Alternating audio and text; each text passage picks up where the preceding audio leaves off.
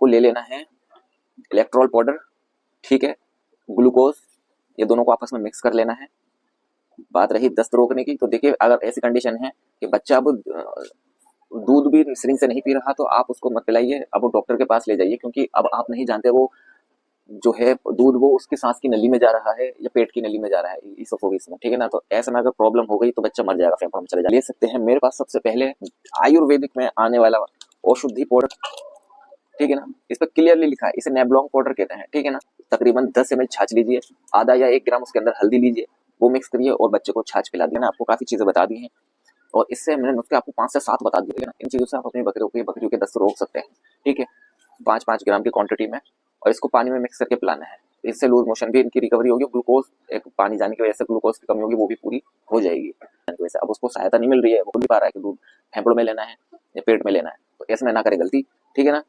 तो ये कंडीशन आने से ही पहले करना क्या है, ये कंडीशन आने से पहले ही आपको दस्त रोकने, छोटा बच्चा है तो आप उसके लिए गाय भैंस को 40 से 80 ग्राम दिया जा सकता है, भेड़ बकरी को 20 से 40 ग्राम, मतलब जैसे 40 ग्राम इस बकरी को दे सकते हैं अगर ये बड़ा बकरा है बीटल, इसको भी हम 30 ग्राम दे सकते हैं। छोटे छोटे बच्चों को 10 ग्राम 15 ग्राम दे सकते हैं। दूध पीते बच्चों को दे सकते हैं हम 5 ग्राम 7 ग्राम। हेवी डोज हो जाए तो कोई दिक्कत वाली बात नहीं है, लेकिन इतना भी हेवी डोज मत कर दो कि आधे चम्मच को 1 चम्मच कर दिया, अब 1 चम्मच को तुम 2 चम्मच कर दो, 2.5 चम्मच कर दो, डर के मारे कि टंकी को बिल्कुल ही ढक्कन लगा दे, ऐसा भी मत करना, ठीक है ना। पानी में घोल के देना होता है, सिरिंज में भर के लोड करके उसके मुंह में डाल दो, इंशाल्लाह रुक जाएंगे, ठीक है।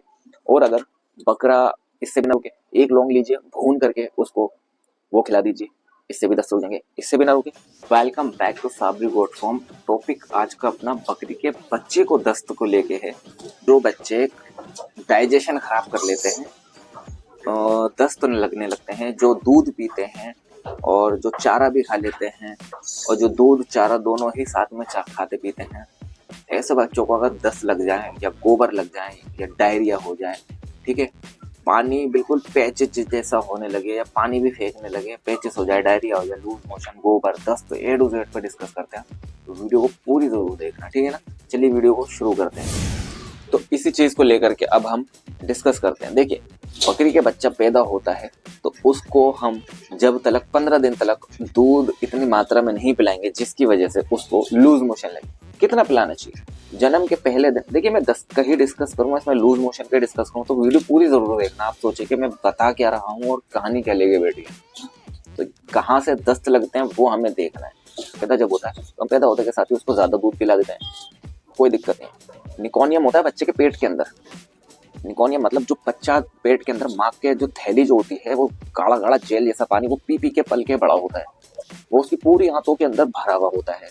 लेट डिलीवरी होने की वजह से और किसी कारण की वजह से वो फेफड़ों में भी नाक में भी चला जाता है, जिसको हम उल्टा लटका के हर वीडियो में दिखाता हूँ मैं, थपथपा के वो फेफड़े उसके खाली हो जाए। तो एक तो ये हो गया टॉपिक। दूसरा हो गया, नाक में नहीं गया होगा तो पेट में तो होगा 100। उसको आपको सरसों का तेल पिलाना होता है, 1 महीना तकरीबन पिलाओगे वो बहुत बेस्ट रहेगा, वरना 15 दिन आपको 20 दिन आपको पिलाना पड़ेगा। सरसों का तेल 1 ml से लेकर 3 ml तक पिला सकते हो। कोई पहली फीडिंग 20 ml तक आप पिला सकते हैं पीले दूध की। दूसरी फीडिंग आप करवा सकते हैं 30 ml की, तीसरी फीडिंग 4 ml की, 40 ml की, और जो चौथी फीड होगी ना वो 50 ml की करवा सकते हैं। 50 ml की फीडिंग तक रोक के रखना है। फीडिंग कितनी करवानी है? फीडिंग आपको करवानी है तकरीबन दिन में 3 बार नॉर्मल डे में, लेकिन डिलीवरी के अगले दिन 4 बार करवानी है। वो करवानी है आपको 50-50 ml की, ठीक है ना, और दिन में 4 बार करवानी है। आपको कौन सा टाइम बेस्ट रहेगा वो देख लीजिए। 3-3 घंटे में 12 घंटे में रिपीट कर सकते हैं, मतलब 3-3 घंटे करके 12 घंटे में पिला सकते हैं, इस तरह से हो जाएगा, ठीक है। दूध जहां आपने ज्यादा पिलाया उसको लूज मोशन लगेंगे, इसका कोई इलाज नहीं है। आप दूध पिलाना बंद कर दीजिए, दस्त रुक जाएगा। पहला इलाज आपका कंप्लीट हो गया दूध पीते बच्चे का। फिर भी बाई चांस अगर वो नहीं रोक रहा है, इसके आप टेंशन न लें, वो अपने आप रुक जाएंगे। आप दूध मत पिलाइए उसको, दूध बहुत लिमिटेड क्वांटिटी में पिलाइए। पेट भर के पिलाओगे लूज मोशन करेगा। बकरी दूध नहीं देती है, बकरी का दूध नहीं है तो ऊपर से दूध पिलाते हैं। गाय भैंस का डाइजेस्ट कर लेगा, गाय का डाइजेस्ट कर लेगा, भैंस का डाइजेस्ट इंसान भी नहीं कर पाएगा, जानवर भी नहीं कर पाएगा। तो उसके लिए हमें भैंस के दूध में 50 ml दूध और 50 ml ही पानी अगर हम मिक्स करके पिलाएं फॉर एग्जाम्पल के तौर पे, तो वो हजम कर लेगा, क्योंकि भैंस का दूध भारी होता है, ठीक है। तो मान लीजिए अगर आपका बच्चा अच्छी फीड कर रहा है, अच्छा खासा हो गया महीने 1.5 महीने का, तो या ताज़ा बच्चा है ब्याह हुआ 5-6 दिन का या 2 दिन का भी, तो उसको तकरीबन आप अगर 50 ml दूध लें तो उसके अंदर 30 ml पानी मिला लें, पतला पानी दूध करके उसको पिला दीजिए। हो गया आपका दूसरा, ठीक है ना। तेल पिलाएंगे तो उसके पेट में से जो जेली पोटी करेगा वो करेगा ही। पोटी के बाद में फिर वो काली पोटी के बाद वो निकोनियम निकलता है उसका, फिर उसके बाद में वो क्या करेगा, वो हरी पोटी पे आ जाएगा, हरी पोटी पे आ जाएगा। हरी पोटी के आने के बाद वो फिर आ जाएगा पीली पोटी पे। पीली पोटी पे जैसे ही आएगा वो उसके दाने से बनने लगेगी, पीली के बाद वो काली पे धीरे धीरे आने लगेगा और वो फिर बैंगनी पे आ जाएगा। ये प्रोसेस होने में 1 महीने से ज्यादा वक्त लग जाता है, लेकिन अगर आप सरसों का तेल पिलाएंगे तो बहुत ही जल्दी वक्त में वो निकॉन सारा साफ हो जाएगा, उसके फिर बैंगनी पे आ जाएगा। पहला तो ये हो गया। अब दस्त ऐसे बच्चे को लगते हैं जो चारा सा खाता है वो दूध भी पीता है, ऐसे में क्या करते हैं, ऐसे में ये होता है कि आप उसको भरपेट मनपसंद चारा खिला देते हैं, ऊपर से उसको भरपेट दूध पिला देते हैं, जिसकी वजह से वो डाइजेस्ट नहीं कर पाता। या गर्मियों के मौसम में हम बच्चों को जाल के अंदर बंद करके रख देते हैं, छत होती है धूप से गर्म, सर्दियां पड़ रही होती हैं, लेकिन हम धूप में इतनी तेज धूप होती है कि छत गर्म होती है, वो दूध पी के जैसे बैठेगा बच्चा, दूध उसके पेट में फट जाएगा, जिसके कारण से वो फटा हुआ दूध ऊपर तैर जाएगा और जो उसका पानी होगा वो तेजाब बनाएगा, तेजाब आंतों में होगा, आंतों में चिपक जाएगा, आंतों में फिर वो डाइजेस्ट होने लगेगा, जा करके वो शरीर में फैल जाएगा। इससे उसको पेट फूलने की समस्या बन सकती है, चारों हाथ पैरों से नर्वाइकल प्रॉब्लम आ सकती है, वो हाथ पैरों से अपंग हो सकता है। गिर के ऐसे में हमें दूध की क्वांटिटी नहीं पिलानी है। दूध ऐसी कंडीशन में आता है बच्चा सिरिंज से पीने लगता है, दूध निप्पल पकड़ता है, थन पकड़ता ही नहीं है। तो हमें बहुत सारी चीजों का ध्यान रखना पड़ेगा। मैं आगे आपको दवाइयाँ दिखाऊंगा क्या क्या चीज का इस्तेमाल करना है, ठीक है ना। तो पहली चीज तो ये है, देखिए कि बकरी का बच्चा का दूध पीते पीते फिर एक फीड उसने पी ली, अगली फीड उसने पी ही नहीं, तो यानी मतलब मामला गड़बड़ा चुका है। क्या करना है आपको लेना है इलेक्ट्रॉल पाउडर, ठीक है, ग्लूकोज, ये दोनों को आपस में मिक्स कर लेना है 5-5 ग्राम की क्वांटिटी में, और इसको पानी में मिक्स करके पिलाना है। इससे लूज मोशन भी इनकी रिकवरी होगी, ग्लूकोज एक पानी जाने की वजह से ग्लूकोज की कमी होगी वो भी पूरी हो जाएगी। बात रही दस्त रोकने की, तो देखिए अगर ऐसी कंडीशन है कि बच्चा अब दूध भी सिरिंज से नहीं पी रहा तो आप उसको मत पिलाइए, अब वो डॉक्टर के पास ले जाइए, क्योंकि अब आप नहीं जानते वो जो है दूध वो उसकी सांस की नली में जा रहा है या पेट की नली में जा रहा है, इसोफेगिस में, ठीक है ना। तो ऐसे में अगर प्रॉब्लम हो गई तो बच्चा मर जाएगा फेफड़ों में चले जाने की वजह से। अब उसको सहायता नहीं मिल रही है, वो खुद नहीं पा रहा है कि दूध फेफड़ों में लेना है या पेट में लेना है, तो ऐसे में ना करे गलती, ठीक है ना। तो ये कंडीशन आने से ही पहले करना क्या है, ये कंडीशन आने से पहले ही आपको दस्त रोकना है। छोटा बच्चा है तो आप उसके लिए ले सकते हैं, मेरे पास सबसे पहले आयुर्वेदिक में आने वाला औषधि पाउडर, ठीक है ना, इस पर क्लियरली लिखा है, इसे नेबलॉन्ग पाउडर कहते हैं, ठीक है ना।